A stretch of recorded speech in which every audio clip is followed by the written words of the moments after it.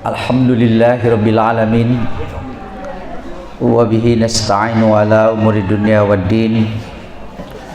Asyhadu an la ilaha illallah wa asyhadu anna Muhammadan abduhu wa rasuluh alladzi la nabiyya ba'dah.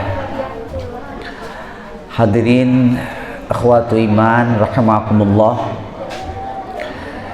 Pertama-tama kita tidak henti-hentinya untuk berucap syukur kehadirat Allah Subhanahu wa taala atas berbagai macam limpahan anugerah nikmat yang diberikan kepada kita semua, khususnya nikmat kesehatan, sehingga pada pagi hari ini kita semua dapat hadir di tempat yang insya Allah memberikan keberkahan kepada kita semua.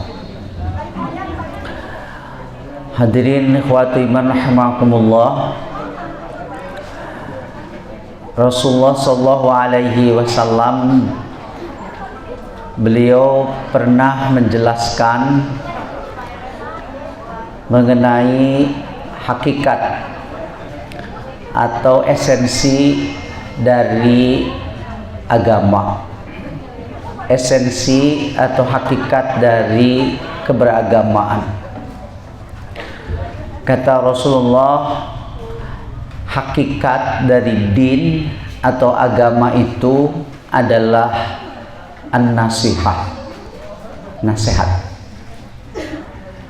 Jadi dari keseluruhan bangunan dinul Islam dari A sampai Z gitu, kalau kemudian dirangkum ke dalam satu kalimat, maka Rasulullah menjelaskan ad-dinun nasihat. Din itu adalah nasihat, di mana kata tersebut sudah diserap ke dalam bahasa kita. Namun secara kebahasaan, nasihat itu berasal dari kata nasoha, artinya adalah membersihkan. Seperti pada kalimah nasohal asal, membersihkan madu. Madu itu sebelum siap untuk dikonsumsi, diminum oleh kita, kan harus dibersihkan dulu dari unsur-unsur lain yang menempel, yang mungkin akan merusak keaslian, kemurnian dari madu itu. Nah, pekerjaan itu disebut dengan nasoha. Jadi secara demikian, agama itu tidak lain fungsinya adalah untuk membersihkan. Membersihkan apa? Membersihkan dari kekotoran akidah. Makanya Islam hadir untuk memurnikan akidah, untuk membersihkan dari akidah yang musyrik. Kemudian din sebagai nasihat juga berfungsi untuk meluruskan yang bengkok, baik akidah ataupun juga peribadahan. Itu keseluruhannya. Kalaupun umpamanya saya pada pagi hari ini menyampaikan, ya, apa ini namanya pengajian atau ceramah atau tausiah, esensinya kan saya meluruskan kalau ada yang bengkok, membersihkan kalau ada yang kotor, akidah, ibadah, dan muamalah juga. Itu fungsinya seperti itu kalau dialihkan ke dalam satu kalimat itu. Jadi untuk mengukur sampai sejauh mana keberagamaan, keislaman kita, adalah kita bertanya kepada diri sendiri, apakah kita sudah ikhlas, siap untuk diluruskan kalau pada suatu saat kita berada di jalan yang tidak lurus? Apakah kita sudah siap untuk dibersihkan kalau pada suatu saat kita berada pada tempat yang kotor? Itulah fungsi keberagaman kita. Jadi orang yang beragama, orang yang berislam adalah orang yang siap untuk diluruskan, ya, diberi informasi tentang kebenaran. Nah, bapak-bapak, ibu-ibu yang saya hormati, ternyata kalau kita cermati dan kita rasakan, tidak mudah kita menjadi manusia yang siap untuk diluruskan, siap untuk diberi nasihat. Antara memberi dan menerima nasihat, dua-duanya juga berat. Seandainya saya ini sekarang sedang menyampaikan nasihat, berat juga. Karena saya harus mengukur sekaligus mengintrospeksi apakah yang saya katakan itu sudah saya amalkan semuanya. Itu berat. Dan yang paling berat itu justru menyampaikan nasihat kepada kaum kerabat yang dekat dengan kita. Nah, untung saya kan agak jauh dengan bapak-bapak dan ibu-ibu, ya. Ya. Itu yang paling berat, yang paling dekat. Makanya Rasulullah SAW itu pada dakwah periode awal diperintahkan oleh Allah Subhanahu wa taala untuk terlebih dahulu memberikan nasihat itu, menyampaikan risalah Allah Subhanahu wa taala kepada kaum kerabatnya. Wa anzir ashiratakal aqrabin. Berilah peringatan kepada kaum kerabatmu. Sebab kalau yang dekat sudah percaya, insya Allah yang jauh akan lebih. Jadi harus lebih dahulu suami kepada istrinya, istri kepada suaminya, orang tua kepada anaknya. Jadi saya juga gak berani berdiri di sini kalau saya tidak mendapat kepercayaan dari istri saya gitu. Nah, makanya berani ke sini, yang paling dekat. Jadi jangan seperti dukun ya. Kalau dukun itu justru tepayu di lembur nama. Kenapa? Karena sudah tahu modal kan. Ah, cenah si eta bah lagi stres, mata jadi dukun itu kan seru gitu ya. Jadi dia jadi dukun karena stres. Makanya dukun itu terkenalnya jauh, nu jarauh, sareng nu deket mah hare-hare we. Teu aya nu berjanten, sabab apal baheulana oge stres. Matak dukun mah praktekna oge tara di kota. Tapi di beki nyingkur di pasisian nyumput. Tara ngangoplang, da saya dukun anu ngangoplang. Teu aya kan isin benten sareng dokter. Dokter mah ngangoplang. Terus surat izinna jelas, jam kerja gitu. Jasna ge jelas, dokter mah nganggo jas bodas. Waosna bodas oge. Upami dukun nganggo raksukanana seduhideung, waosna oge hideung. Ya. Gitu. Jadi lamun praktek kudu wae make haseupan. Ari dokter mah justru teu meunang di tempat praktek. Aya haseup mah nya dokter bari nyesep gitu cenah teu aya ya.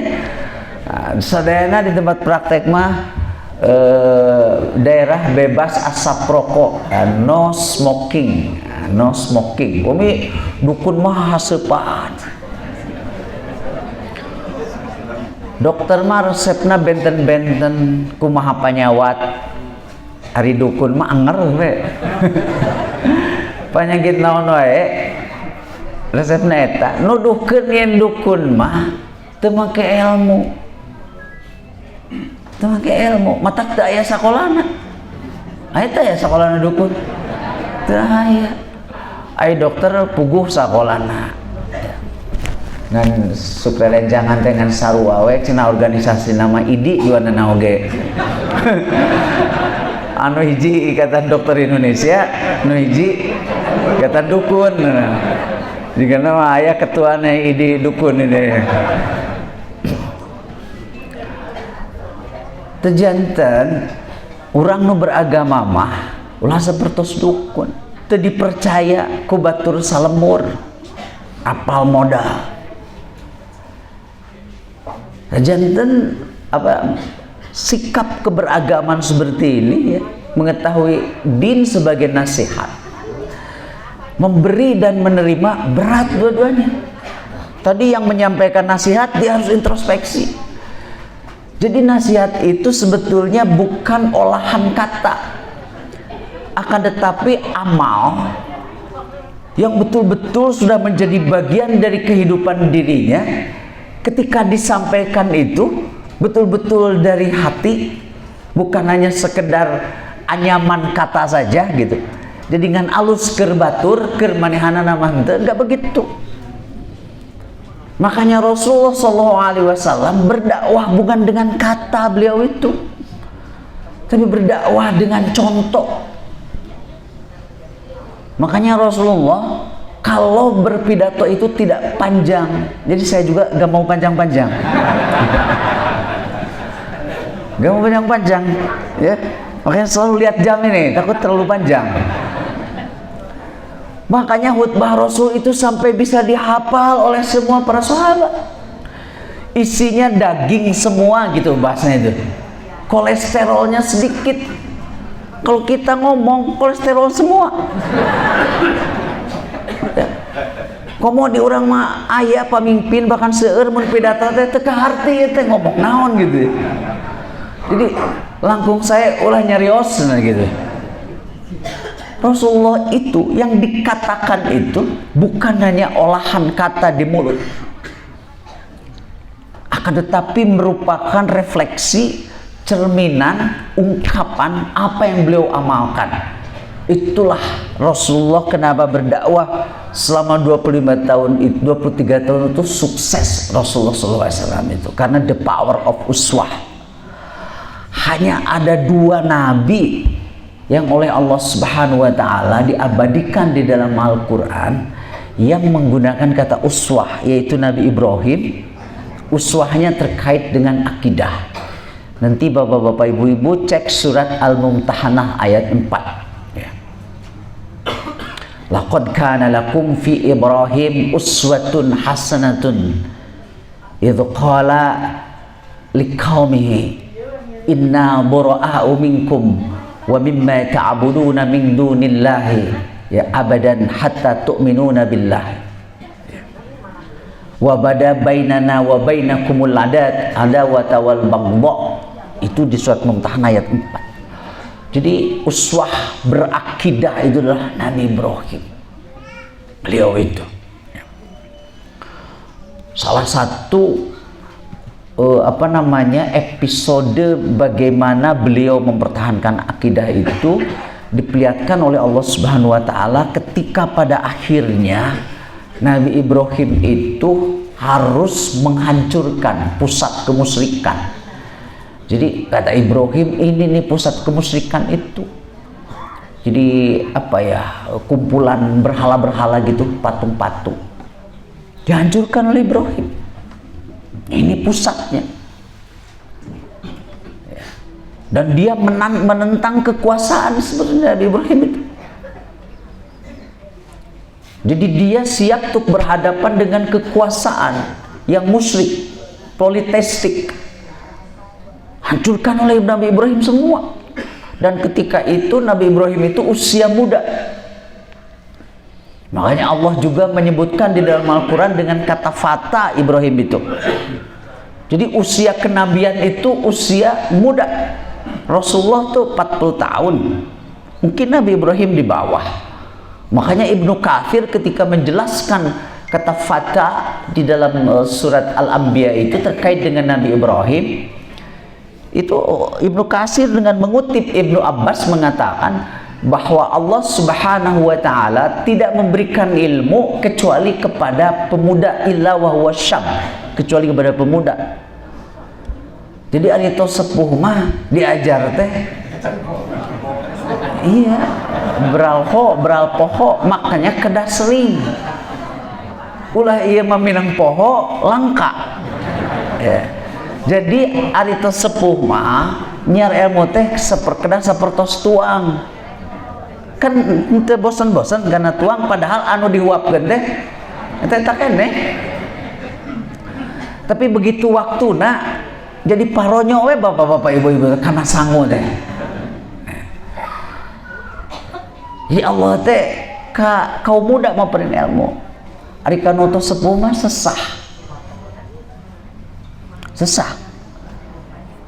Ya pengalaman singkuring gaduh mahasiswa sepuh kepala 5 tapi mahasiswa S3 mayor jenderal maksudnya cuman menghadap teh siap gitu.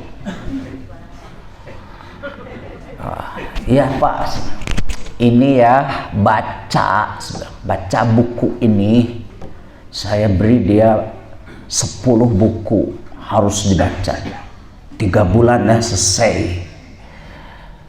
Ini baca artikel ini saya kasih 15 artikel, nanti 3 bulan harus lapor dalam bentuk tulisan. Nah di antosan geus tilu sasi teh teu aya wae,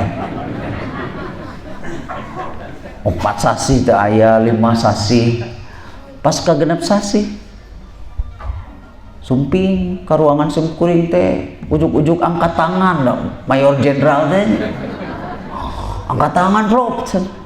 Kenapa Pak angkat tangan? Saya mengundurkan diri jadi mahasiswa. Kenapa Pak Jenderal? Sudah gitu. Tahun depan saya pensiun dan gara-gara baca tugas dari Prof saya jadi vertigo cenah gitu. Eta teh lamun teu sepuh di pasien nu berat gitu ya. Jadi vertigo. Jadi mun aya dokter usia 50 tahun gak ditu, rada curiga bener teh atau di pangadamel nu sanes gitu ya. Insyaallah subhanahu wa ta'ala Allah tidak memberikan ilmu illa wa huwa syaq. Dan Allah pun tidak mengutus nabi illa wa huwa syaq kecuali pemuda. Saya nabi itu. Jadi seandainya Allah itu mengutus nabi usia 60, 70 tahun bagaimana memimpin perang? Kayak memimpin perang rematik kalau gitu ya. Gak mungkin. Rasulullah pada usia 40. Dan kenapa pada usia muda? Makanya saya suka menyebut ketika saya muda dulu, ketika saya ketua umum pemuda, itu kalian itu anak-anak muda adalah memiliki misi profetik. Profetik itu prophet artinya rasul ya kalau bahasa itu. Jadi pemuda itu memiliki misi kerasulan. Sebagaimana Nabi Ibrahim, jadi misi perubahan. Karena disebut pemuda itu intinya adalah mereka yang memiliki berbicara dan menapaki masa depan. Itu pemuda. Ari sepuh mah tidak melihat ke depan. Ya, nyoreang alam katukang. Itu di sini kan kebanyakan yang nyoreang alam katukang. Kalaupun nupi kahareupeun nganggo urang sepuh mah sok sebetulnya jampe akhirat. Terus ya. Jadi masa depannya itu udah jelas. Kalau orang tua itu masa depannya jelas. Nu mana teh? Yang di kuburan. Udah jelas masa depannya. Nah, tapi kalau disebut pemuda itu berbicara masa depan. Makanya pemuda itu relatif dia gelisah. Karena selalu ingin yang terbaik, yang ideal, ke depan kan begitu. Ari sepuh mah tidak. Orang tua itu sangat banyak pertimbangan. Maka istilah nade sepuh mah kudu boga sakurang kepan. Itu lamun di mata loba samaro bukan loba pertimbangan-pertimbangan terjadi. Kalau anak muda sakuna can aya rangkepan hiji. Jadi lamun aya nu ngora ya. Naon namina teh getas harupateun gitu ya. Itu ya anak muda seperti itu. Karena dia belum pernah punya sejarah kegagalan, belum pernah pula punya sejarah keberhasilan, dan anak muda itu ingin punya sejarah. Nah, makanya sebetulnya bukan ada konflik antara orang tua dan anak muda itu, tapi lebih kepada perbedaan persepsi. Nu kahiji ningali reka pengker, nu kahiji ningalina kapayun. Nah, iya nu kedah digabungkeun di urang oge sami kan, jeung putra masing-masing kan gitu. Jadi anak-anak kita itu seakan-akan berkata kepada kita, Bapak jeung Mama geus boga sejarah, abdi mah teu acan. Nah gitu kan. Nah makanya nu aya di dieu mah judulna teh reuni teh aya sabulan genep kali itu. Reuni itu. Nah yang muda itu belum gitu ya. Nah Nabi Ibrahim alaihissalam itu sebutnya fata oleh Allah Subhanahu wa taala itu ya. Jadi saya katakan, kalian anak muda itu punya misi kenabian, punya misi profetik, karena nabi-nabi itu diutus oleh Allah Subhanahu wa taala pada usia muda. Termasuk Ibrahim, hancurkan itu semua. Luar biasa itu kan keberanian dia. Itulah pemuda. Kecuali yang besar. Ternyata yang besar ini oleh Nabi Ibrahim akan dijadikan ya sebagai poin titik adu nalar. Titik ya adu nalar, adu argumentasi. Itu yang besar. Betul, begitu dihancurkan, ribut. Ini tindakan yang berani secara akidah dari Nabi Ibrahim. Ribut. Ditanya, datang penguasa, siapa yang melakukan ini? Masyarakat berkata, qalu, mereka berkata, sami'na fata, kami mendengar seorang pemuda. Gitu. Jadi mereka tahunya itu pemuda. Yadhkuruhum yuqalu lahu Ibrahim, yang orang-orang menyebut dia itu Ibrahim, di mana dia itu berbeda dengan yang lain. Yang lain menganjurkan kepada akidah kemusyrikan, Ibrahim sebaliknya gitu. Sami'na fata yadhkuruhum yuqalu lahu Ibrahim, fata disebutnya juga. Maka datanglah penguasa. Begitu ada laporan Ibrahim nih yang mengurusak tuan-tuan kita, berkatalah penguasa, anta fa'alta hadza bi alihatina, apakah kamu Ibrahim yang berani-berani merusak tuan-tuan kami? Jadi aneh juga ada Tuhan bisa rusak gitu, aneh-aneh juga itu. Anta fa'alta hadza bi alihatina. Ibrahim seolah-olah berkata di dalam hatinya, kalian kena batunya ini. Kata Ibrahim, kenapa Anda bertanya kepada saya? Kenapa tidak bertanya kepada yang paling besar? Ya, kalau kalian yakin yang paling besar itu yantiqun. Yantiqun itu jangan diterjemahkan, jangan dimaknai berbicara, bersuara, berbicara, tapi berlogika, bermantik, bernalar. Kenapa tidak ditanya kepada yang paling besar? Kalau kalian yakin Tuhan-Tuhan kalian itu, khususnya yang besar itu, yantiqun, bisa berlogika, bisa bermantik, bisa bernalar. Kalau hanya sekedar berbicara, bersuara, hewan juga bisa. Tapi tidak logik suara hewan itu. Tidak logik, tidak bisa dipahami.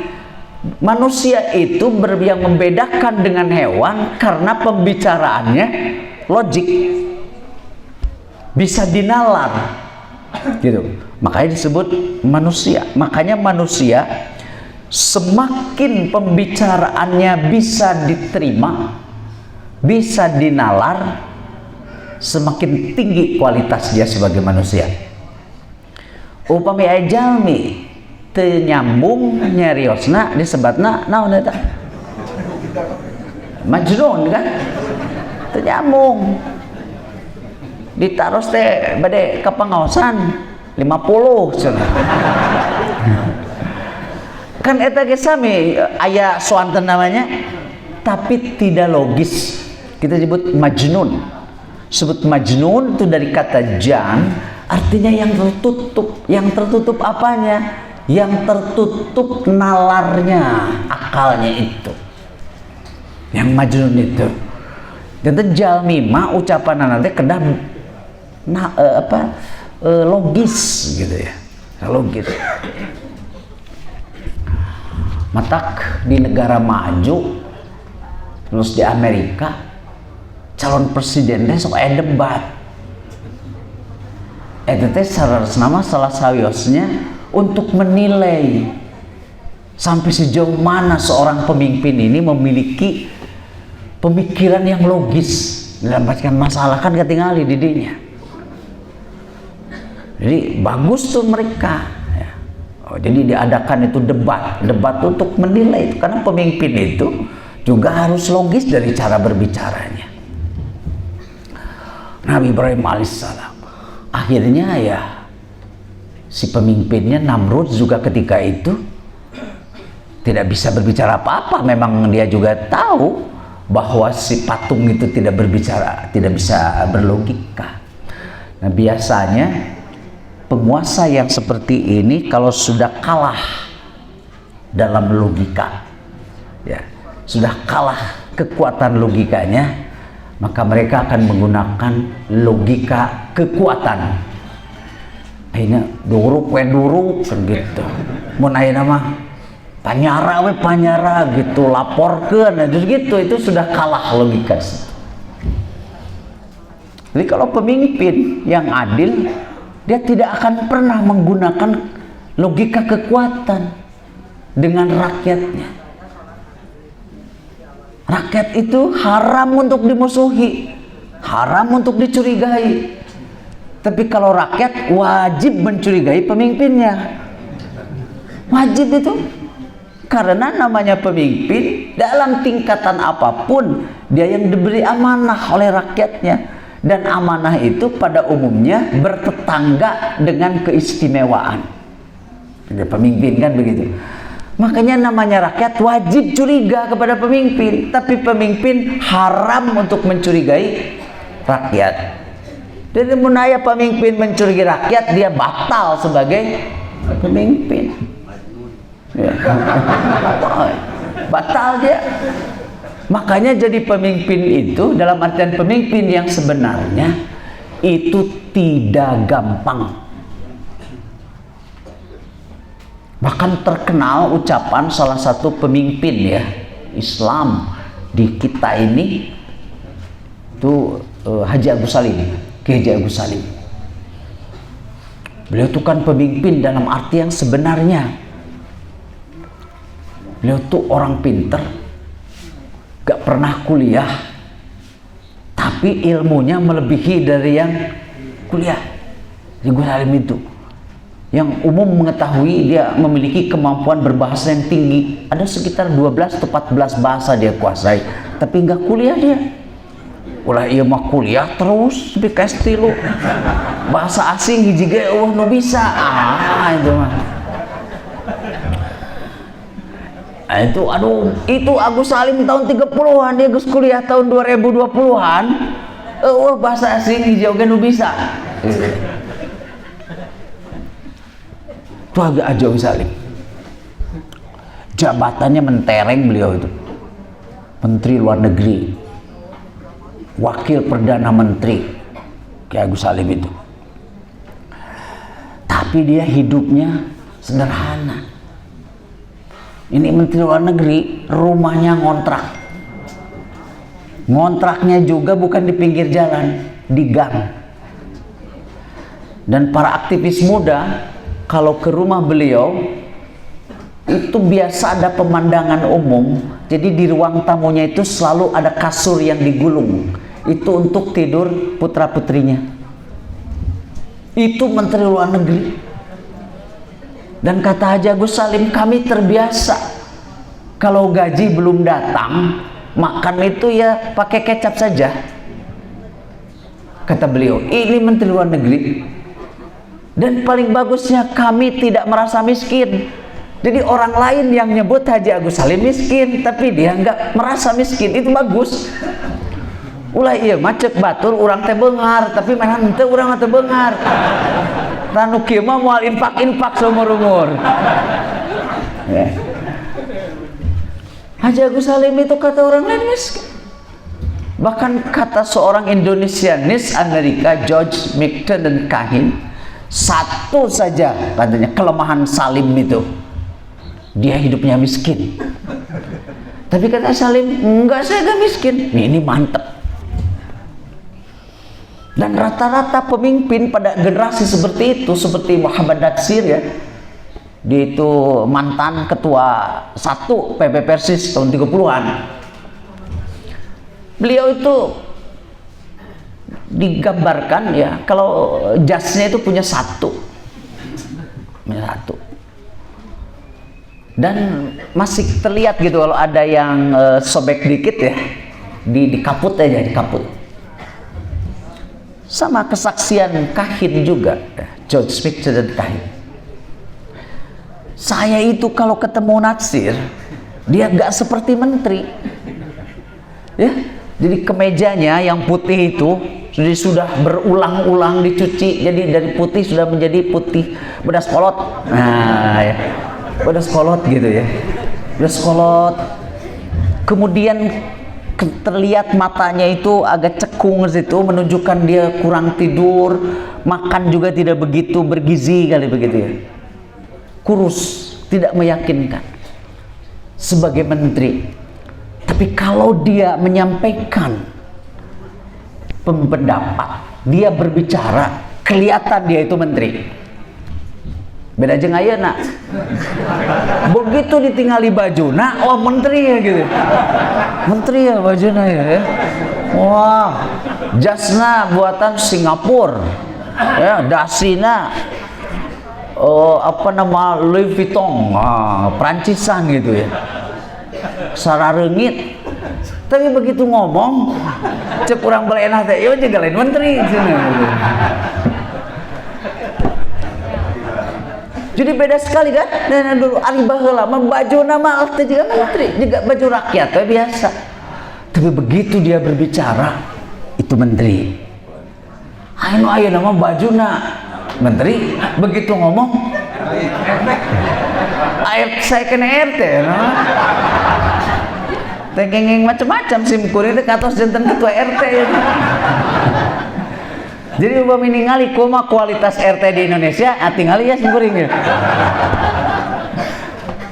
Jadi kulantaran saya teuing ngeureun mata hese jadi menteri juga nama gitu. Itu aja Agus Salim, hidup sederhana, menderita kata orang. Makanya beliau terkenal ucapannya mengutip pepatah dalam bahasa Belanda, Leiden is Leiden. Memimpin itu adalah jalan penderitaan. Memimpin adalah jalan penderitaan. Matak nu lain teh armugen jadi pemimpin. Wah, berat jadi pemimpin teh. Tingali aja Agus Salim. Pinter gitu, miskin. Tingali Natsir betul tuh, miskin. Matak ngararempot jadi pemimpin teh. Dan Haji Agus Salim membuktikan bukan saja dalam kata tapi perbuatannya. Leiden is Leiden. Memimpin adalah jalur penderitaan, jalan terjal penderitaan. Tidak setiap orang bisa melewati jalur penderitaan ini. Akhirnya lihat tidak gampang jadi pemimpin. Tapi aya nama KB berjudi ingin jadi pemimpin. Sebab kieu ngalina usia eta kakara genep bulan jadi anggota DPRD, geus ganti segala rupa. Ganti mobil, ganti pamajikan. Gentos naon deui? Boberna gentos. Nomor calana nama. Gitu ya semua lu ganti. Benar kakara genep bulan komong ke jadi 5 tahun. Pasti segala boga ya. Akhirnya semua orang bukan ingin menjadi pemimpinnya, akan tetapi melihat kepada fasilitas kepemimpinannya. Itu perbedaannya, kualitasnya itu. Kalau dulu para pemimpin enggak, tuning dia untuk rakyat. Itu ya, uswah itu, uswah. Nah, Nabi Muhammad itu dia berdakwah 23 tahun dan menjadi uswah dia, sehingga beliau sebut sebagai laqad kana lakum fi rasulillahi uswatun hasanah. Kalau Ibrahim itu ditekankan uswahnya pada bidang akidah, kalau Rasulullah itu kesemuaannya jadi uswah. Jadi yang menyebabkan dakwah Rasulullah 23 tahun efektif adalah uswah. Sementara kita persis umpamanya sudah hampir 100 tahun kita berdakwah, tapi belum sekali berdakwahnya Rasulullah yang 23 tahun. Karena Rasul itu pada uswah. Uswah itu titik beratnya pada penghadiran. Nu ngaranna contoh mah diebrehkeun. Sanes diomongkeun. Nah, maka dalam bahasa saya, Persatuan Islam itu 100 tahun, nanti tahun depan itu kita sudah berhasil menjelaskan Islam. Jelaskan. Makanya argumentasi.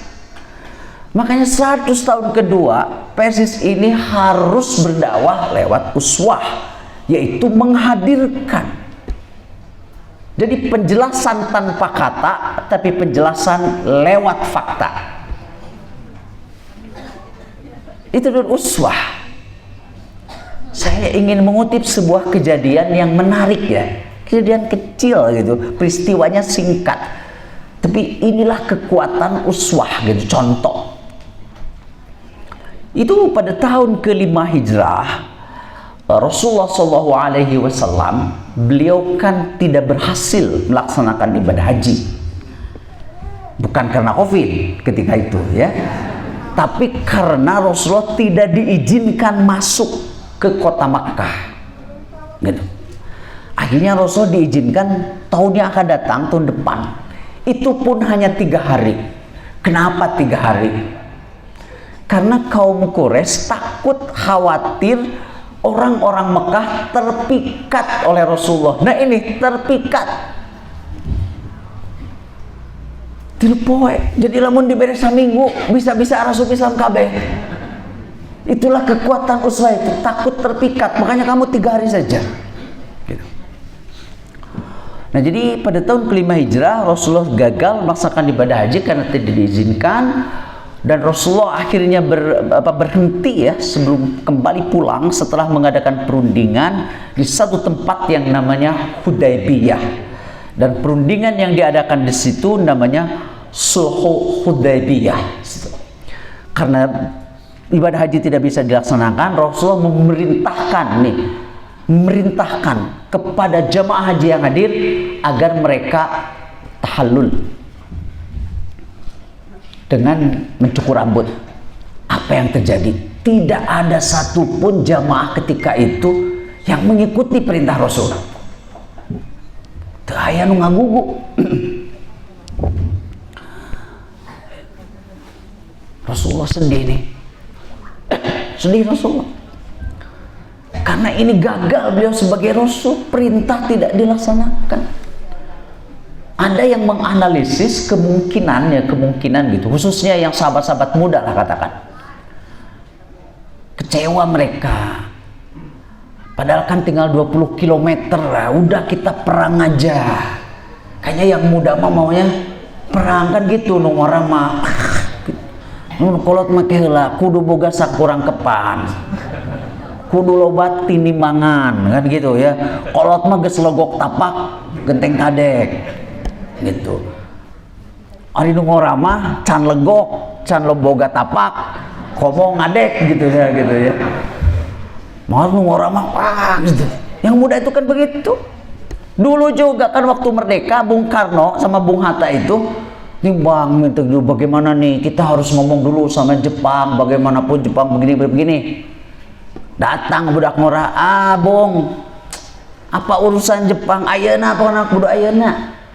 Pokoknya kalau gak sekarang nih gitu. di naon, di kieu gitu. Digorok. Diancam tuh Bung Karno. Bung Karno sampai kemudian dia terpancing emosinya sama anak muda. Gak usah nunggu besok, kata Bung Karno, nih leher saya nih gitu. Kata, tapi kan akhirnya anak muda teleh geleng, ya, anak muda itu, dan menculik Bung Karno kan ke Rengas Dengklok. Jadi lamun harita eueuh budak ngora juga mau merdeka. Matak ulah macam-macam kan ngarora teh nya ieu urang nu karolot ya. Mungkin nggak merdeka. Ya.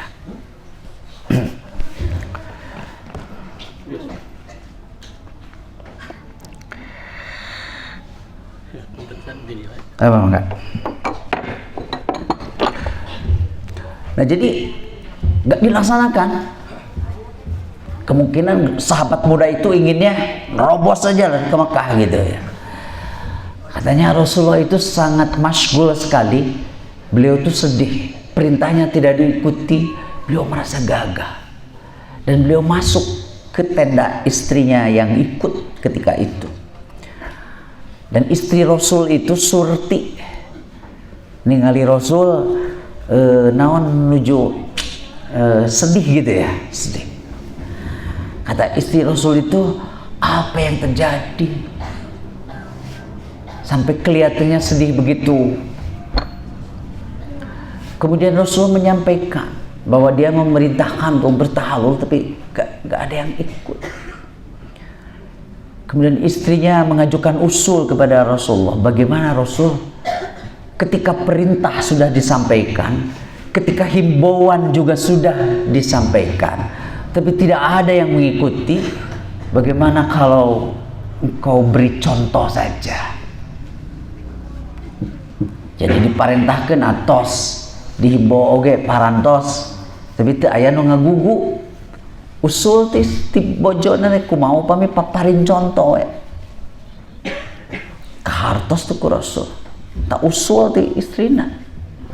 Matak ieu caroge ulah sok nyepelekeun ka pamajikan.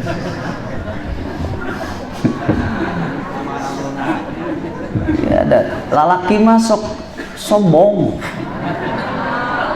Nanas teh ibu. Tarik gitu.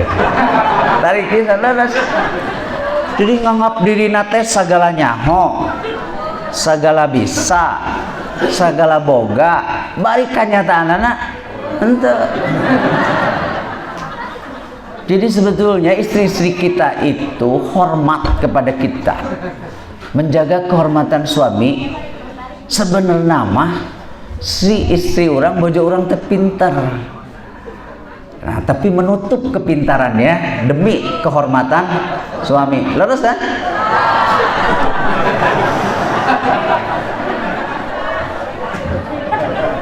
Begitu juga ibu-ibu teh saradas nama duitna teh loba itu. Tapi api-api tegaduh untuk menjaga kehormatan suami. Manya ya suami bokeh. Maka api-api we mata lamun suami geus puyeng namanya gorehel tiba. Ya anggo heula we Pak ya. Gitu ya. Itu istri itu luar biasa. Jadi ketika suami sudah buntu, stuck. Nemera katingali ya. Jadi eta si itu paling ter ibu-ibu itu teh. Kahartos ku Rasul. Akhirnya Rasulullah SAW kemudian beliau ditahlik ya, tahlik di dugulan gitu, di dugulan. Tapi apa yang terjadi? Begitu melihat Rasulullah SAW kan dicontoh. Kalau tadi Rasulullah memerintahkan, teu aya nu ngagugu. Tapi nalika Rasulullah maparin contoh, berang sadayana ngiringan. Mayoritas ngiring di dugulan, sebagian alit ditek-tek salit taksir gitu, taksir. Saking gembiranya Rasul, dugi ka Rasulullah teh kedal doa. Yarhamullahul muhallikin. Mugi Allah maparin rahmat ka jalmi-jalmi jamaah haji harita anu di dugulan. Anu ditek-tek saeutik teu didoakeun ku Rasul. Wal muqassirina ya Rasulullah, ari abdi anu ditesati kumaha eta ku Rasul henteu. Yarhamullahul muhallikin. Wal muqassirina ya Rasulullah, yarhamullahul muhallikin keukeuh. Namanya itu seberapa kali namanya ku Rasul kakemot gitu ya. Wal muqassirin nyalah nu neuteuk saeutik oge didugulan gitu. Katawis penginten Rasul teu rada kapaksa. Janten saur anu neuteuk salit. Nah Rasul mani katawisna jiga teu ikhlas ngadoakeun ka abdi anu di salit mah lam yashku Rasul. Ari anu didugulan mah teu talangke jiga maneh. Agak-agagan sebenarnya gitu ya, lam yashku ya. Itu the power of uswah, kekuatan contoh. Lisanul hal afsahu min lisanil maqal. Nah makanya Persis itu setelah 100 tahun menjelaskan Islam, makanya narasi-narasi wacana-wacana Persis 100 tahun yang lalu itu apa? Hujjah, ittiba, ijtihad, kan gitu, dalil. Itu karena itu wacana penjelasan kan kudu jelas. Di antawis unsur elemen penjelasan itu adalah dalil. Jeung teu sembarang dalil. Secara nalar kudu logik, secara hukum harus valid gitu. Ini kalau hadis itu harus sahih gitu. Itu susah penjelasan. Nah, 100 tahun kedua sekarang kita harus menghadirkan. Jadi semua elemen di persatuan Islam itu harus menjadi elemen-elemen penghadir Islam. Cicingna kudu jadi contoh, ngomongna kudu jadi contoh, lamun beunghar ge contoh kumaha lamun jadi beunghar, lamun miskin kumaha contoh jadi jelema miskin. Kumaha carana nya? Jadi jelema miskin picontohan kumaha? Kan ari jalan anu beunghar picontohan mah gampil. Wah, masihannya gitu terus. Anu miskin picontohan kumaha? Nah berarti dia baru ngarungkul sabab teu pernah ngarasaan janten miskin mata kese nyontonana. Semua harus jadi elemen penghadir uswah.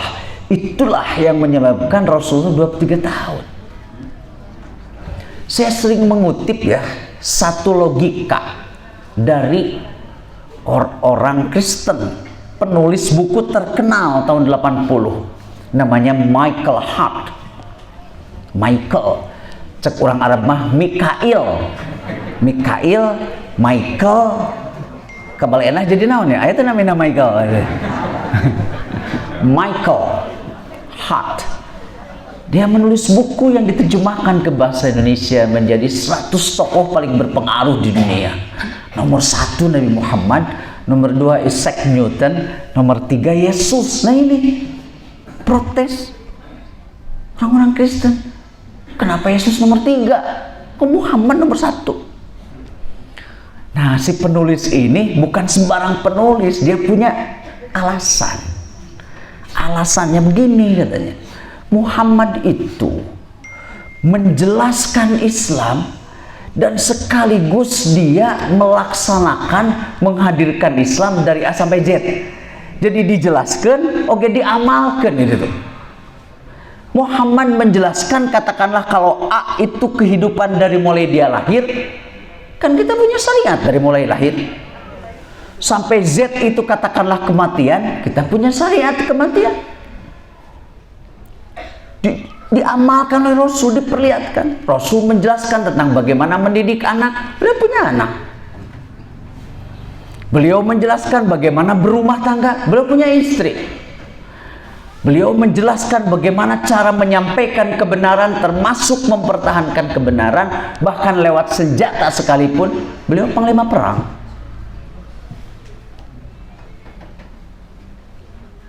Beliau menjelaskan bagaimana berdiplomasi dengan orang-orang kafir. Beliau lakukan itu. Jadi Muhammad itu menjelaskan Islam dari A sampai Z dan dia menghadirkan Islam dari A sampai Z. Sementara Yesus, kata Michael Hart, kan keburu mati pada usia 33 tahun, dibunuh. Jadi kapan Yesus menikah? Kan belum. Kan belum sempat menikah kan? Yesus kan belum sempat memimpin perang. Jadi di dalam Islam itu hukum perang ada, karena memang Islam pernah mempertahankan kebenaran harus lewat perang. Sampai sekarang pun ketika penjelasan tidak bisa dianggap jelas, ketika ajakan tidak bisa diikuti, ketika perlindungan sudah gagal, maka si Putin juga akhirnya Ukraina perang, urak, katanya gitu. Gitu kan kata Putin. Makanya perang juga ada aturannya. Rasulullah menggunakan ada aturan perang ya. Sehingga para ulama fikih juga seperti Imam Syafi'i sudah mulai berbicara hukum perang. Umpamanya ada hukum mengenai muharib ya dan ghair muharib. Jadi antara kombatan dan non kombatan. Jadi pihak yang kombatan yang berperang itu yang harus diserang, dan non kombatan atau ghair muharibah seperti penduduk sipil itu yang tidak boleh diserang. Itu Imam Syafi'i sudah membahas, dan itulah yang kemudian menjadi dasar dalam prinsip hukum perang modern disebut dengan distinction principles, prinsip pembeda. Makanya polisi sekarang tidak masuk kepada angkatan perang, beda dengan dulu. Jadi lamun perang teh polisi mah menang ditembak sebab tujuannya ngamankeun. Tapi ayeuna polisi kalakah iya, namun baheula mah AABRIAN gitu ya. Ayeuna jadi TTNI-an. Biasana nu AABRIAN masuk leuwih abri tibatan ABRI. Jika dokter jeung anu udah dokteran. Dokter asli mah biasa, tapi lamun dokter palsu loba cetak. Di jas bodas teh kemana-mana ari dokter mah di jas bodas mun praktek. Tapi dokter palsu mah rek sare di jas. Kasawah di jas bodas. Nah, itu dokter palsu tuh. Nya sami antara ustad jeung nu ustadan. Paling ustad mah meureun nya lamun ieu teh sawaktos-waktos nganggo sorbanan, tapi nu ustad palsu sorban ka mana-mana. Ya. Terus iya sorban ke mana-mana itu.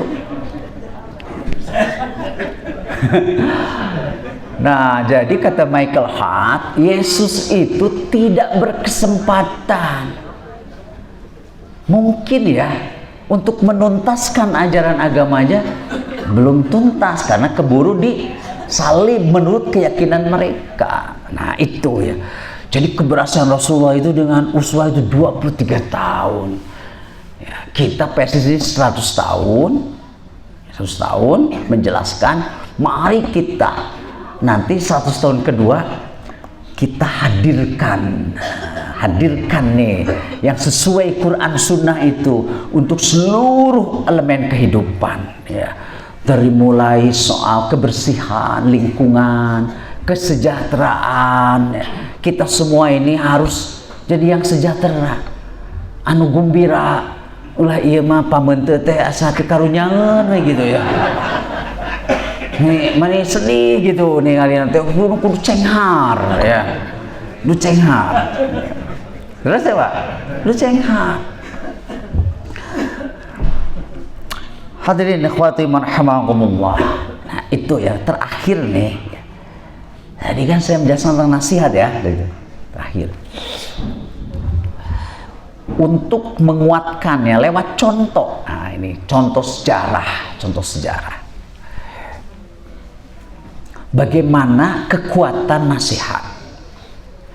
Khususnya ketika nasihat itu harus disampaikan kepada yang berada di atas kita. Baik karena hartanya ataupun karena kekuasaannya. Heureun kuletah teteh. Ustad ulama mubalik bade mapari nasihat kanu berkuasa heureun kuletah. Tapi harus karena ini esensi agama. Menurut kuring mapari nasihat kanu saroreh jeung balageur kieu ini salah tempat. Ya. Salah tempat. Makanya kadang-kadang saya itu disebut sebagai terlalu terus terang, karena saya meskipun kepada yang punya itu ya saya sampaikan aja gitu. Hari ini kiamat sebetulnya tidak perlu dinasihatkan. Udah datang ke sini panas-panas. Apanya ini udah soleh semua insya Allah. Lamun anu kurang saeutik lah gitu. Kurang saeutik gitu. Ini kalau nasihat diberikan ke yang di atas. Nah, salah satunya adalah ada yang menjelaskan kenapa dulu kekhalifahan Islam di bumi Andalus. Di Andalus itu sekarang menjadi wilayah otonom bapak-bapak di Spanyol. Di Spanyol itu paling banyak wilayah otonom. Nah, ada wilayah otonom yang berdasarkan kesejarahan itu sampai sekarang diberi nama wilayah otonom Andalus.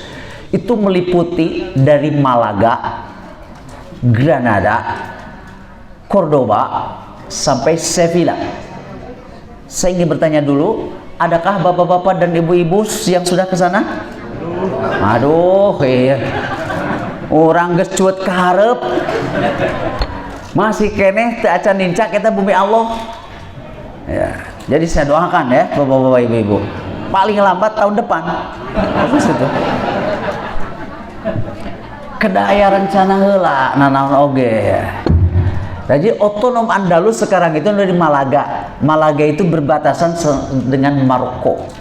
Nah, jadi kalau mau ke Maroko dari Malaga itu tinggal naik ferry 45 menit turun di Tanyir situ ya, turun. Jadi udah gambaran dong terus kagamar kan? Kumacarana naik falan terus kagamar ya, nah, turun gitu. Dan dulu yang sekarang jadi otonom Andalus itu adalah kekhalifahan Islam ya, di Spanyol. Itu yang terakhir yang ibu kotanya di Cordoba dengan istana Alhambra-nya itu di situ. Di Granada. Kemudian di Cordoba yang sekarang monumen fisiknya adalah masjid, gereja masjid, Katedral Mezquita situ. Dan ada sekitar beberapa puluh kilometer sisanya masih ada bekas ibu kota, sekarang tidak diubah namanya Madinatuz Zahra situ. Hadir Islam itu di bumi Andalusia kurang lebih 700 tahun. Tapi setelah 1492, setelah 700 tahun hadir, nyaris tidak ada bekas. Nama-nama Islam pun lenyap di Spanyol itu. Kan nama-nama orang Spanyol sekarang namanya Pak? Louis. Terus apa lagi ya? Nah, nama-namanya Spanyol itu Gonzales apa gitu lah. Gak ada Muhammad gak ada. Nyaris tanpa bekas. Padahal selama Islam hadir di situ telah lahir para ilmuwan, para ulama kenamaan yang karya-karyanya sampai ke kita juga. Seperti tafsir yang ditulis oleh Imam Al-Qurtubi dari Cordoba. Kan dinisbahkan dengan nama tempat. Ya. Seperti Imam Al-Bukhari di situ. Jadi saya dari Tasik, harusnya nama saya adalah Atib Latiful Hayat At-Tasiki. Ya. Orang Tasik ya kan itu ya, Tasik. Zaman sudah Hudzaifah Al-Yamani, Salman Al-Farisi. Ada rektor di salah satu universitas Muhammadiyah. Saya pikir orang Arab namanya Ma'mun Murad Al-Barbasi, ternyata orang Brebes. Beliau tuh, nih Pak Ma'mun Murad Al-Barbasi, ternyata orang Brebes ya. Al-Barbasi dari Brebes ya. Imam Al-Qurtubi, Imam Ibnu Hazm itu dari situ. Tapi nyaris tanpa bekas. Ini jadi pelajaran di kita. Mungkin pada kesempatan lain kita bahas mengapa Islam sampai kemudian selesai setelah 700 tahun. Padahal di sana bukan hanya sekedar hadir biasa-biasa saja, berpemerintahan, ilmu pengetahuan maju, tapi kenapa harus selesai? Dan sekarang Islam di Indonesia dari mulai masuknya sampai sekarang juga sudah 700 tahun. Pertanyaannya, adakah yang bisa menjamin Islam tetap hadir di Indonesia? Spanyol 700 tahun lenyap tanpa bekas. Mungkin saja di kita bakal lenyap tanpa bekas. apabila dakwah tidak dikumandangkan, apabila contoh tidak dihadirkan, apabila Islam tidak dihadirkan, apabila Islam tidak diajarkan. Yang 700 tahun itu bukan dongeng, fakta sejarah Spanyol itu. Ya, kalau bapak-bapak pergi ke Alhambra di Granada itu, di bukit ya, disebut Alhambra itu karena istananya itu memang dari tanah merah gitu. Jadi kemerah-merahan, letaknya strategis di bawah pegunungan Sierra Nevada. Nah, ada pegunungan Sierra Nevada di situ. Itu ayat-ayat Al-Quran di istananya itu.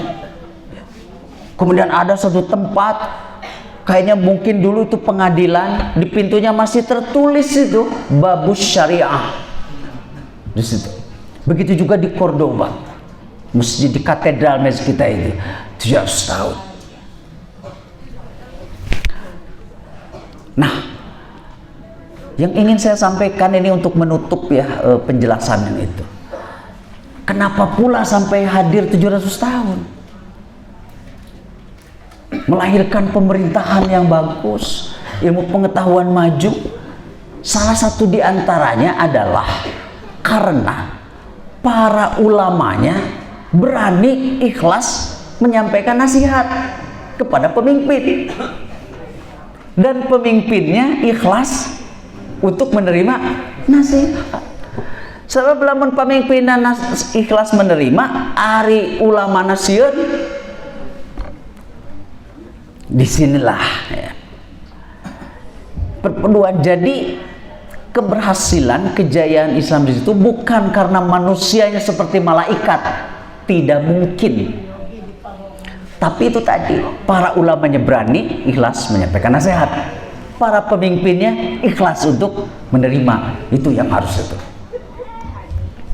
Nah, makanya untuk mewujudkan itu, saya mengharapkan dari jamaah pers itu harus ada yang jadi pemimpin. Dari mulai camat, RT, RW, lurah, camat, bupati, gubernur, presiden, naon we ya, direktur BUMN segala harus ada. Kita harus pernah memahami, mengetahui, merasakan bagaimana cara jadi pemimpin. Dan amalkan. Kami siap untuk dinasihati, karena esensi dari keberagaman itu adalah dinasihati. Kan ustadznya matos seueur, tapi ustadz belajar yang memiliki keberanian untuk menyampaikan itu. Coba baca sejarah-sejarahnya dulu. Para imam itu ada yang dipenjara kan, ada yang dikucilkan, bahkan mengalami kekerasan fisik karena menyampaikan nasihat itu ya. Nah, itu salah satu rahasianya. Antara lain, ada satu khalifah dari sekian banyak khalifah. Khalifahan di Andalus itu, ya, yaitu Khalifah Abdurrahman An-Nasir. Itu Khalifah An-Nasir itu ada Abu An-Nasir ke-1, ada kedua gitu ya. Dia salah satu khalifah yang sukses. Nah, kisah ini kalau tidak salah tercantum ya dalam buku An-Nihayah wal Bidayah begitu ya, itu lengkap di situ. Dan episode tentang Abdurrahman An-Nasir cukup panjang, yang memiliki interaksi, relasi dan interaksi dengan seorang ulama ketika itu yang bernama Syekh Mundir bin Said. Ketika itu Khalifah An-Nasir, beliau sedang sibuk membangun infrastruktur. Kalau sekarang itu membangun ibu kota baru gitu ya, jauh gitu ya, infrastruktur. Jadi setiap tempat-tempat yang strategis, tempat-tempat yang tinggi, kan seneng tuh kalau bikin bangunan di bukit-bukit itu kan, ningali ke handap kan di orang kayak gitu aja. Aya restoran deh naon luhur ya, bukan digawir-gawir, bangun tuh di situ. Sibuk sekali Khalifah An-Nasir itu, saking sibuknya beliau sampai-sampai sholat berjamaah sama sekali sudah tidak keburu. Persoalannya beliau pemimpin muslim, Ya saat berjamaah sudah nggak keburu. Lain jadi omong, tapi kemudian muncul kekhawatiran pada diri Syekh Munzir bin Sa'id sebagai ulama ketika itu. Waduh, ini berbahaya. Pemimpin kita sudah tidak bisa sholat berjamaah, nggak ada kesempatan sedikit pun. Khawatir rahmat Allah itu akan tertahan apabila pemimpinnya memunggungi perintah Allah. Rahmat Allah akan tertahan. Kita saja kalau tidak beriman, tidak bertakwa akan tertutup rahmat Allah itu. Karena Allah mengatakan, "Lau amana ahlal qura wattaqau la fatahna 'alaihim barakatin minas sama'i wal ardh." Jadi kunci turunnya berkah Allah itu adalah keimanan dan ketakwaan. Apalagi kalau yang tidak beriman takwa itu adalah pemimpin. Nah, itu khawatir. Tidak sampai di situ, saking sibuknya sholat Jumat pun khalifah ini sudah tidak sempat. Sampai 3 kali Jumat nggak sempat Khalifah Nasir. Dan ketika itu masjidnya cuma 1, jadi tidak bisa beralibi. Ya, tidak bisa mau ayeuna makan di situ, di dia kan gitu, terus ya. Nggak bisa, cuma 1. Mungkin itu yang di katedral Mesjid kita itu, kan katedral Mesjid kita itu dulu gereja, kemudian datang kekhalifahan Islam jadi masjid, dikalahkan lagi pada tahun 1400-an kembali jadi gereja, ya sampai sekarang. Jadi di dalam masjid itu sekarang ada gereja, tapi masjidnya berfungsi sebagai museum, maka disebut sebagai katedral Mesjid kita, gereja masjid. Jadi di bagian tengah masjid itunya itu kebaktian biasa, tapi bekas mihrabnya dulu alhamdulillah itu nggak dipakai apa-apa, jadi dipertahankan. Makanya nggak bisa kita sholat tahiyatul masjid juga di situ. Ya, pas saya berkunjung sama istri saya itu nanya ke penjaga, boleh nggak saya sholat? No, this is only for kafir. Jadi orang kafir ge resepeun nyebut mana anak kafir, nah di orang jadi teu meunang. Kurang gaul ya. Kurang gaul, aneh-aneh ada yang nanya gue boleh. Soknya nyawanan wae. Itu penjaga itu di katedral Mesjid kita. Itu istri saya pengalamannya, setelah itu dia lapor, "Pak, tadi si Ido gitunya." No, this is only for kafir. Mereka ningali kan, bun bojo nganggo jilbab gitu, wah, pasti muslim, orang mah kafir. Jadi dia sendiri yang ngomong, this is only for kafir, like me, juga seperti itu. Ya. Sudah 3 kali Jumat, semakin gelisah itu Syekh Munzir bin Sa'id itu gelisah. Alhamdulillah pada Jumat keempat hadir itu khalifah. Ini dijadikan kesempatan Syekh Munzir bin Sa'id untuk menyampaikan nasihat, tapi bukan berasal dari kebencian, dari dendam, tapi tanggung jawab. Ini nasihat harus disampaikan karena nasihat itu esensi dari agama. Banyak orang yang tersinggung karena dinasihati. Banyak bencana terjadi karena sepinya nasihat yang tertahan, yang tidak disampaikan. Sampaikan Syekh Munzir bin Sa'id dalam bulan Jumat. Dia kutip beberapa ayat. Atabduna bikulli ri'in ayatan ta'bathun wa tattakhiduna masani'a la'allakum takhludun. Wa idza batassum jabbarin fattaqullaha wa ati'un. Kalau diringkaskan, para penguasa, kenapa kalian itu terus-menerus membangun di tempat-tempat yang tinggi, padahal itu kadang-kadang tidak ada manfaatnya. Kalian juga terus membangun benteng-benteng, baik dalam pengertian fisik ataupun klise, agar kalian itu kekal di dalam kekuasaan dengan membangun monumen-monumen sebagai bukti bahwa kita melakukan sesuatu. Dan demi kepentingan itu, apabila kalian harus mengambil hak rakyat, kalian menggunakannya dengan zalim, menggusur dengan zalim. Bertakwalah kepada Allah, takutlah kepada Aku. Itu yang disampaikan lah kira-kira. Semua yang hadir itu para jamaah 100% hampir berkesimpulan itulah ditujukan kepada Khalifah An-Nasir.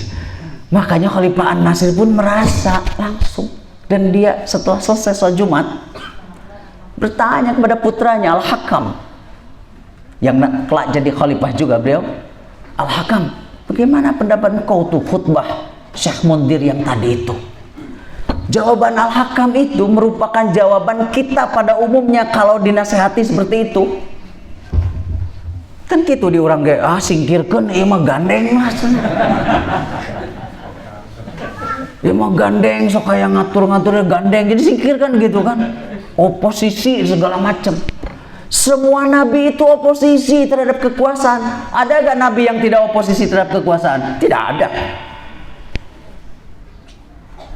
Coba nabi mana yang tidak beroposisi kepada kekuasaan? Maksudnya kekuasaan yang dolim. Karena kekuasaan itu menjadi dolim apabila di situ tidak ada rambu-rambu ilahiyah. Nabi Ibrahim melawan Namrud, Nabi Musa menghadapi Fir'aun, kan begitu. Rasulullah menghadapi Abu Lahab, Abu Jahal, Abu Sufyan. Oposisi terhadap kedoliman. Jawaban Al-Hakam, ayah, bahaya khutbah Jumat yang tadi. Sama kan dengan Ustaz itu, wah bahaya ceramah Ustaz Datim ayah. Sama Ustaznya, bahaya ayah. Ini bahaya ini kepada kekuasaan kita. Ini harus segera diusirlah, jangan ada di kita, jangan lagi beliau sebagai ulama kita. Itu kesimpulan yang umum. Ini pun juga begitu kalau dia mengkritik. Tapi yang menarik, inilah kuncinya dari Khalifah An-Nasir sendiri. Beliau berbeda dengan jawaban putranya. Kata Khalifah An-Nasir, anakku Al-Hakam, kamu salah besar, kamu salah total. Itu yang disampaikan oleh Syekh Mundir bin Said itu nasihat, itu hakikat agama.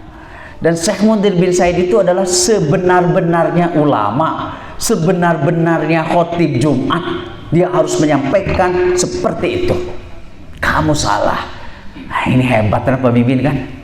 Jika namun ayah pemimpin dikritik terus gitu, aduh jika namun tibra sare orang.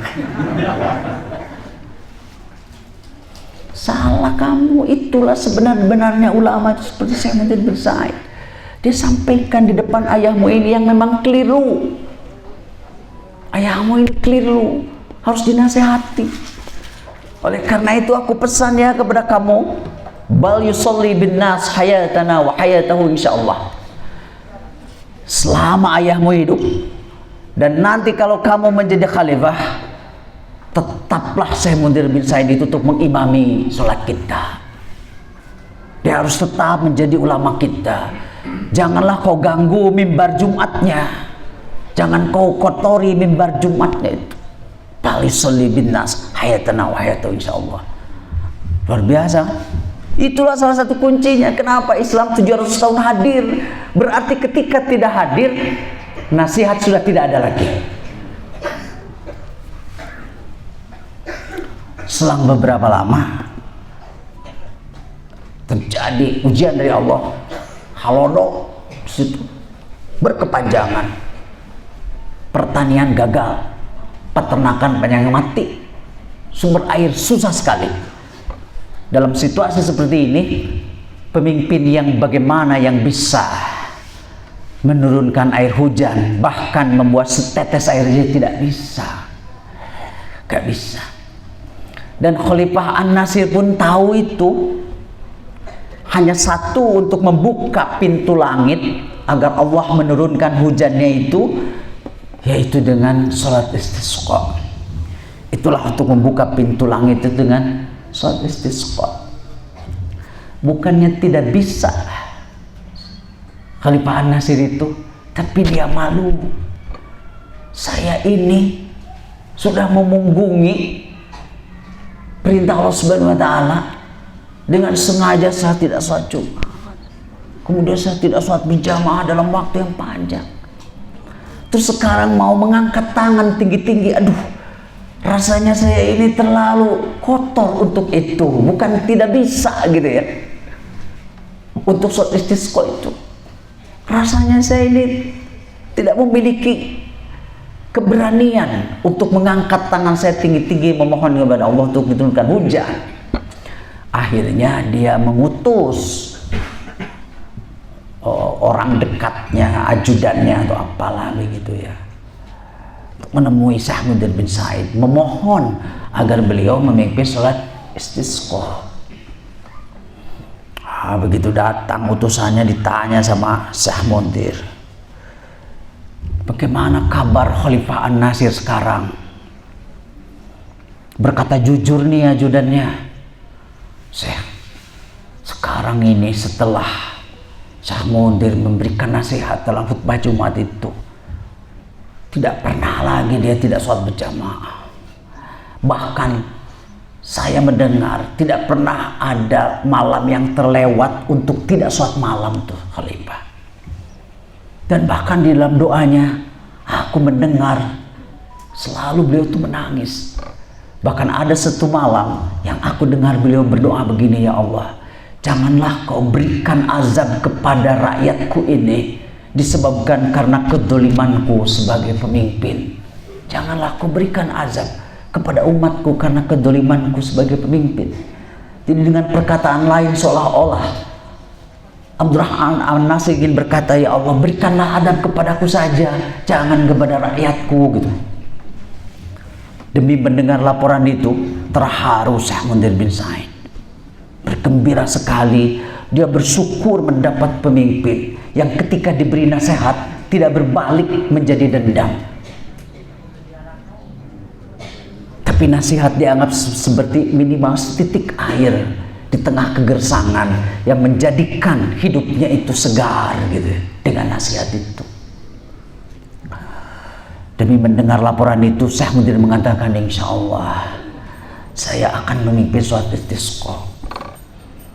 Dan sebelum pergi, kemudian Syahmuddin bin Said itu menitipkan sesuatu, tolong sampaikan buah tangan dari saya, oleh-oleh untuk Khalifah. Jadi kebiasaan orang soleh itu sok mahanan.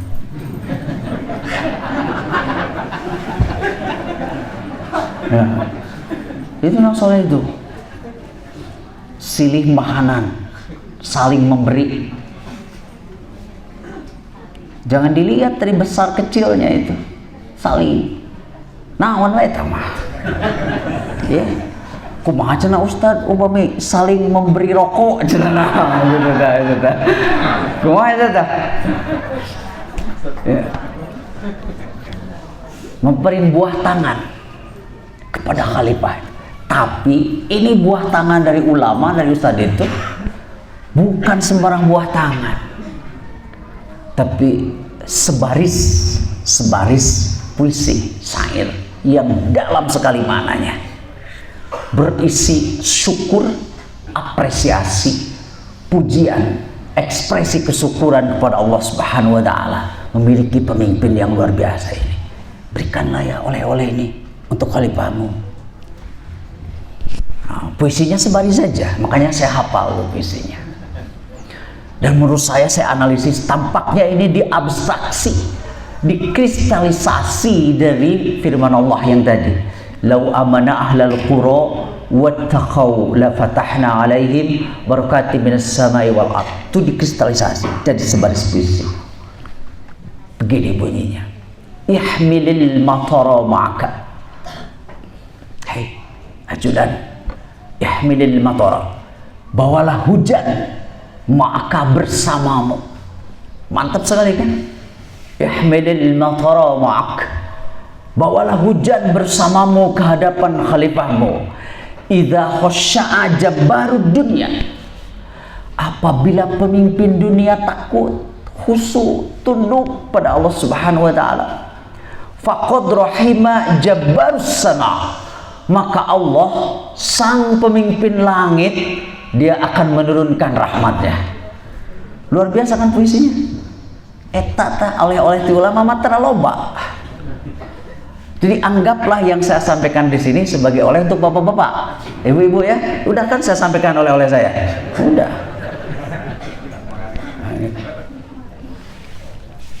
Ihmilil matara ma'ak. Hai ajudan, bawalah hujan bersamamu ke hadapan khalifahmu. Idza khasya jabbar dunia, apabila pemimpin dunia sudah tunduk, takut, khusyuk beribadah kepada Allah. Dan itu kita punya sekarang Khalifah Nasir katanya. Faqad rahima jabbarus sama, maka Allah sang penguasa langit tidak akan menahan rahmatnya, pasti turun. Jadi puisi itu seolah-olah berpesan, memiliki pesan kepada kita. Keberkahan itu tergantung kesolehan pemimpin. Namun ayeuna kurang berkah, eta kesimpulan. Cek 10 teh nah, baheula mah boga duit 1000 perak tahun 50 bisa meuli sawah. Ya ya. 1000 dulu tahun 72 ya. Saya itu belum bisa ngitung, tapi almarhum ayah saya itu mau beli motor. Belum elit itu 72 meser motor tahun genep salapan. Sebat nanti enak mas Sekinangka. Ya, yang Honda itu. Ya, Sekinangka elit itu dulu itu harganya 60.000. Harganya 60.000 meser motor Honda. Wah, artosnya seueur. Bisa beli sawah juga berapa bata. Ayana 60.000 mun di Tasik itu 2 mangkok bubur ayam. Kan di Tasik teh aya bubur ayam paling awis sedunia 40.000 semangkok teh aya di dieu oge. Pokoknya lokasina caket Masjid Agung Tasiknya di Cibadeng itu. Tasik 40.000, tapi lamun satengah 30, tak eta ngitungna teh aneh teh artinya. Kan kuduna mah lamun satengah teh 20. Iya ta logika tuh pedagang mah di dia hadena teh. Ya. Pami full samangkok 40.000, setengah 30. Eta teh matematika tukang dagang. Matematika tukang dagang. Matematika Ustad benten deui, tapi ge orang ulah ayeuna lah dibahas. Jadi 60.000 teh setengah 2 mangkok. Baheula mah motor Sekinangka.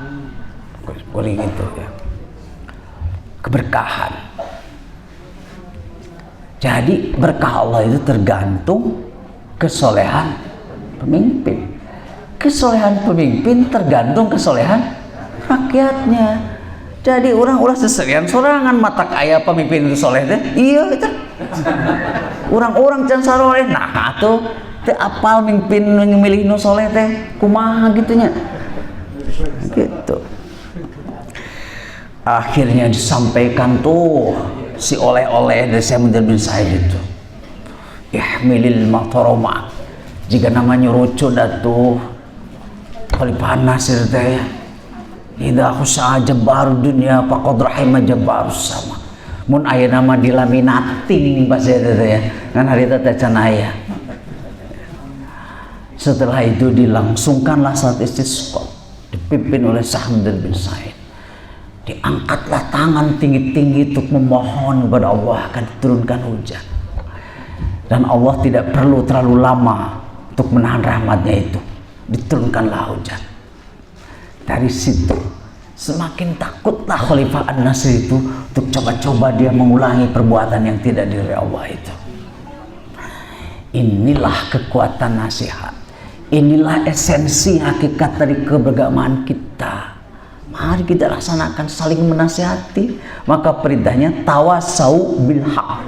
Tawasau saling dari jalmi mah teu salamina bener teu salamina salah. Harus saling mengingatkan gitu. Hanya dan tadi saya menjelaskan konteksnya teh sok rada berat lamun ti hanap ka luhur. Ari ti luhur ka hanap mah malah lain nasihat ngaranna ge parentah. Nya ti luhur ka hanap mah. Ari ayeuna mah kan kieu di urang pun tanya aya jubir tah, jubir ti istana duka saha sok gede wadul teh gitu. Kieu we ngawana teh. Kita ini kan harus mengedukasi masyarakat. Jadi orang teh dianggap teh bodoh. Jadi seolah-olah kita ini harus diedukasi gitu. Yang pegang kekuasaan itu selamanya benar, salah itu. Di dalam ilmu modern saja ada namanya check and balances, ya. Kudu check and balances. Terus ada dikontrol oleh DPR, tuh presiden kan, kontrol oleh DPR. Gitu. Dia mah rakyatnya selalu rakyat dihimbau. Kita harus mengedukasi ke masyarakat, harus menggunakan pilihan diksi dan menurut eta tah ngarahul teh bogoh dia. Itu salah. Kita harus saling memberikan nasihat terlebih-lebih lagi, di mana para ulama itu ya, berat memberikan nasihat kepada yang memiliki kekuatan, baik kekuatan politik ataupun kekuatan harta. Ya. Malah kata salah seorang ustadz mah, aduh cenah kadang-kadang mere nasihat kanu seueur harta nama sok rada cadel. Kantos cenah aya nu beunghar naroskeun hukum anjing. Kumaha cenah ustaz dari hukumna anjing teh gitu nya ngingu anjing meureun gitu nya. Anjing cenah-cenah dari ka mana si ustaz eta teh bade ngahukuman oh haram cenah. Tapi begitu nyebat haram ngaliwat anjing nu boga imanan teh nu hideung haram kecuali anjing hideung.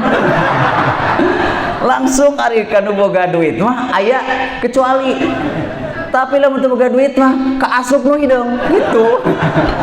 Jadi lamun kanu boga duit mah haram kecuali anjing hideung, lamun kanu teu boga duit haram kaasup anjing hideung. Jadi teu gampang kan ngabarin nasihat itu ya. Nah, barangkali bapak-bapak, ibu-ibu itulah yang bisa saya sampaikan sampai di sini dulu. Karena saya harus menghela napas sebentar, karena dari sini harus langsung ke Cileunyi ya, ke Cileunyi. Mudah-mudahan yang saya sampaikan paling tidak ya mengingatkan kita kembali esensi dari keberagaman kita. Ingat saja nasihat, nah itu meluruskan, membersihkan. Jadi kita semua harus siap untuk diluruskan, harus siap untuk dibersihkan, begitu juga siap harus meluruskan, harus membersihkan. Intinya saling. Itu saja yang bisa saya sampaikan. Mohon maaf apabila hal-hal yang kurang berkenan. Aku qouli hadza wa astaghfirullahi wa lakum. Assalamualaikum warahmatullahi wabarakatuh.